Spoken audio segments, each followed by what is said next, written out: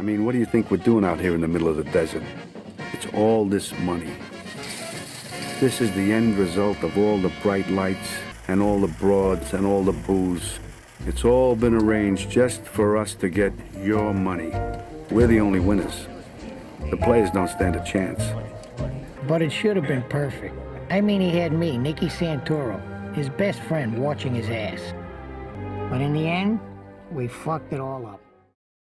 Following the runaway success of Goodfellas, director Martin Scorsese revisited his favorite genre 5 years later with the story of Ace Rothstein, Nicky Santoro, and the mob's rise and fall in Las Vegas.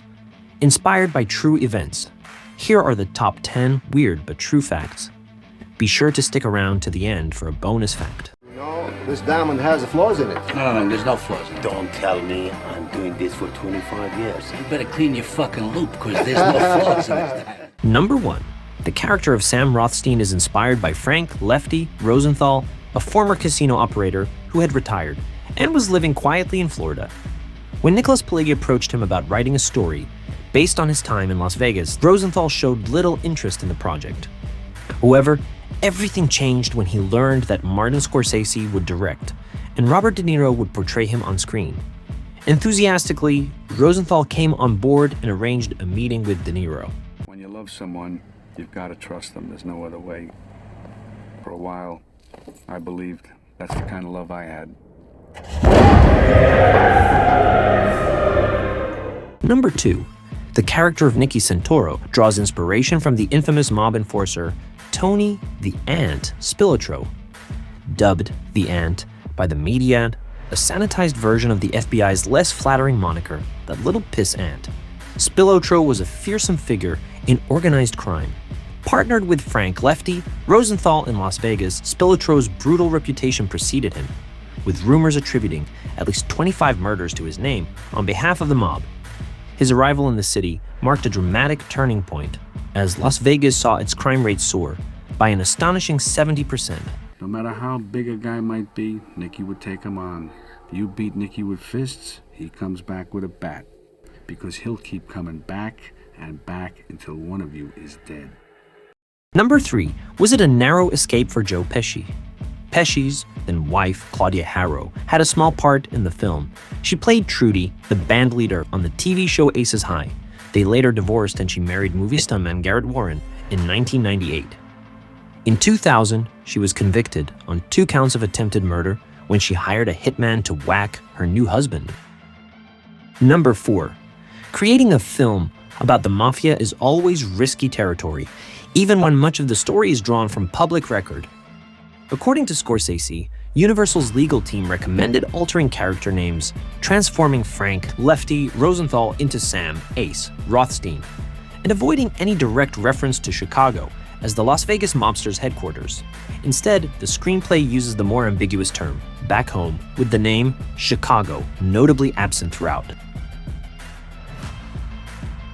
Me?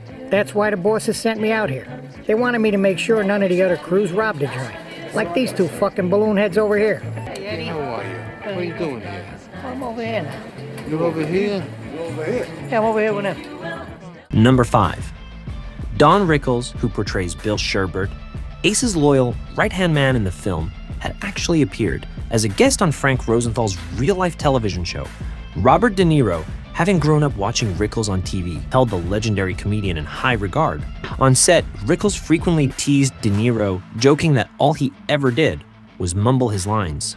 Far from taking offense, De Niro thoroughly enjoyed Rickles' playful banter, cementing their camaraderie during filming. You're supposed to say, I should have known better. For the kind of money you're making, read the card. Learn the thing. You gotta pop out trailer. Sit in there and study. With your method acting, with the breathing and the bullshit. Do the lines and let's get out of here. If you're enjoying this content, please support the channel by hitting the like button. Thanks. Now, back to the countdown. And don't forget to tell your friends what happens if they fuck around here. You understand? I'm sorry, I made a bad mistake. You're fucking right you made a bad mistake. Number 6.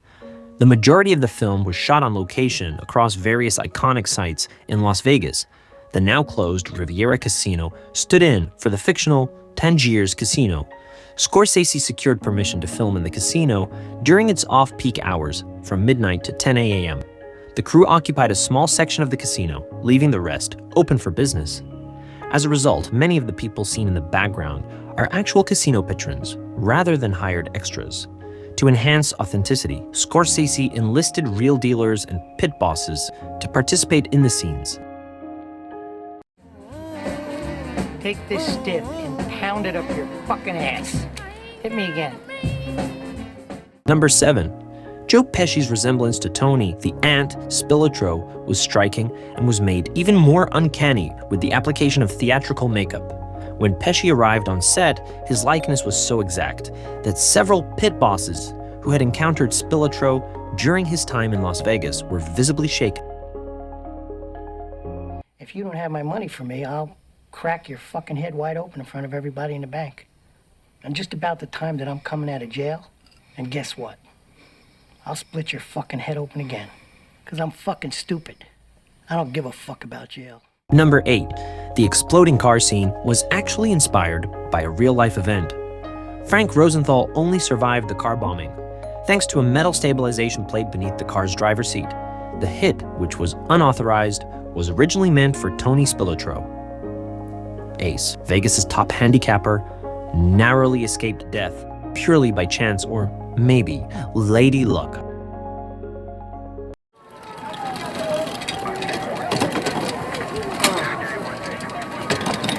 You sure are lucky, mister. Number 9. During the filming of Nicky's brutal final scene where he and his brother are beaten to death with baseball bats, Joe Pesci suffered a broken rib.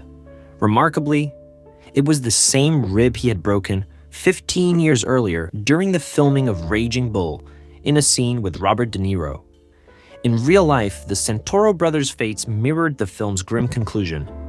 They were killed in a basement in Illinois, and their bodies were disposed of in a cornfield. Number 10. The high roller in the scene with Sharon Stone throwing chips was played by Ali Piruzkar.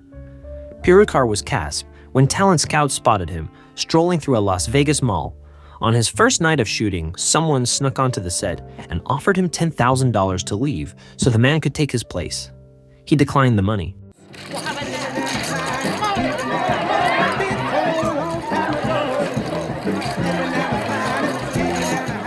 Now for a bonus fact. The character KK Ichikawa, portrayed by Nobu Matsuhisa, was inspired by Akio Kashiwagi, a real-life high-stakes gambler who frequented casinos throughout the 1980s. Kashiwagi was notorious for running up massive credit lines and significant debts, owing millions to various individuals, including Donald Trump. By the early 1990s, his fortune took a tragic turn when he was found murdered in his home at the hands of the Yakuza, Japan's infamous mafia. Thanks for watching. If you enjoyed today's episode, please hit the like and subscribe button and check out more interesting videos on this channel. See you next time. Run it for me. Fuckers. Here you go, guys. All right. Yeah. Thanks a lot. Yeah, enjoy. Have a good time. Chill, come on. Hey, Don. Hey, how you doing?